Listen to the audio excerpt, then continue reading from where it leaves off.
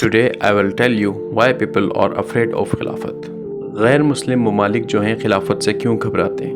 First thing, وہ اس لیے گھبراتے ہیں کیونکہ خلافت ایک جگہ رکتی نہیں، خلافت پھیلتی ہے، جو کہ ہر غیر مسلم کو یہ بات ناقابل قبول ہے۔ اینڈ سیکنڈ تھنگ از، جو غیر مسلم ممالک ہمارے ساتھ سودی تجارت کرتے ہیں، سودی معاملات ہیں، جسے قرآن میں ربا کہا جاتا ہے، یہ چیز ختم ہو جائے گی۔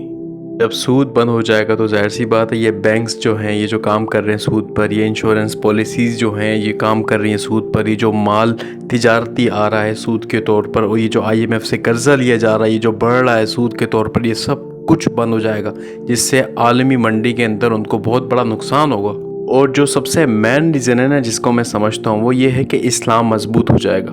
کسی بھی ملک کے اندر کوئی مسلمان ہوگا تو اس پہ زیادتی نہیں کی جا سکتی، مسلمان پہ زیادتی نہیں کی جا سکتی، تو اس کا مطلب ہے کہ آپ صلی اللہ علیہ وآلہ وسلم کی شان میں گستاخی بھی نہیں کی جا سکتی۔ اور مسلمان کا ایک خلیفہ ہوگا، وہ جو اس کو حکم کرے گا وہ اسی کی اطاعت کرے گا اور کسی چیز کی اطاعت نہیں کرے گا، اور خلیفہ کا حکم بھی جو ہوگا وہ قرآن و سنت کی روشنی میں ہوگا۔ چلتے ہیں فرسٹ پوائنٹ کی طرف۔ میں نے کہا تھا خلافت ایک جگہ رکتی نہیں ہے، وہ پھیلتی ہے، مگر اب ایسا نہیں ہوگا۔ پرانے زمانے میں ایسا ہوا کرتا تھا، ہمارا ایک خطہ ہوگا جہاں پر اسلام آباد ہوگا، مسلمانوں کا خلیفہ ایک ہوگا، ہم تجارت کریں گے غیر ملکیوں کے ساتھ، غیر مسلموں کے ساتھ، لیکن حلال کے طور پر، ہینڈ ٹو ہینڈ والا حساب ہوگا۔ دوسری چیز یہ کہ ہم اپنے اندرونی معاملات ایسے رکھیں کہ غیر مسلم جو ہے وہ دیکھ کر اٹریکٹ ہو۔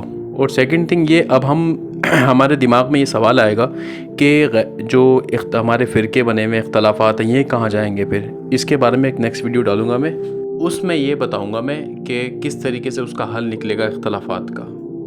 ان کے دلوں کے اندر اللہ کے دین کے لیے محبت، اسلام کے لیے محبت ہے، میں ان سے مخاطب ہوں، بلکہ ان سے التجا کرتا ہوں۔ دیکھیں، ہر انسان کی زندگی میں ایک مشقت ہے۔ اللہ تعالیٰ قرآن مجید میں فرماتے ہیں لَقَدْ خَلَقْنَا الْإِنسَانَ فِي كَبَدٍ، ہم نے انسان کو مشقت میں پیدا کیا ہے، تو مشقت کے ہوتے ہوئے دین کی محنت لازمی کریں۔ جزاک اللہ۔